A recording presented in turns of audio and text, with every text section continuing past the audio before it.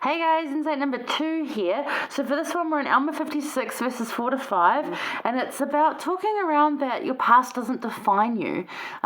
So let's have a look at the verses first. So it says, this is Helaman sending an epistle to Moroni, giving like a report of how everything's going. He says, Now I need not rehearse unto you concerning their traditions of their unbelief, for thou knowest concerning all these things. Therefore it sufficeth me to that I tell you that the 2,000 of these young men have taken their weapons of war, and would that I would be their leader, and we have come forth to defend our country. So, because they know where they came from, they were a people that were a violent, contentious past.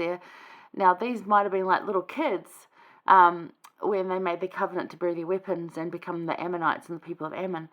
So these young men came from a place and a history of people that were violent and contentious, and yet this did not define who they were. They chose to be something different. Their mothers had taught them, and these are mothers that were, in this violent, contentious past, and yet they had changed their ways. Their parents had changed their ways. Their fathers kept delivering supplies.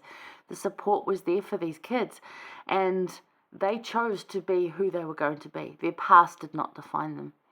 So how can and how do you show that despite past mistakes or past events even, because it's not always errors and mistakes that in our past that cloud us. Sometimes it's things that have happened to us that still cloud us, and people define us by them. So that what can we do that to show that we're being refined, not defined? And that's something that's used a lot. Sister Roberto used it. I love that quote, she just said that, it doesn't define us, but it can refine us.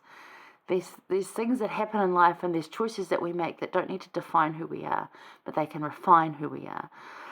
So how you act speak for itself? Think about that. How the way you carry about yourself, does that speak of the things that happened in your past, and does that defining you, or are you choosing to be a good person, and what you do today and what you do in the future, is that going to define you?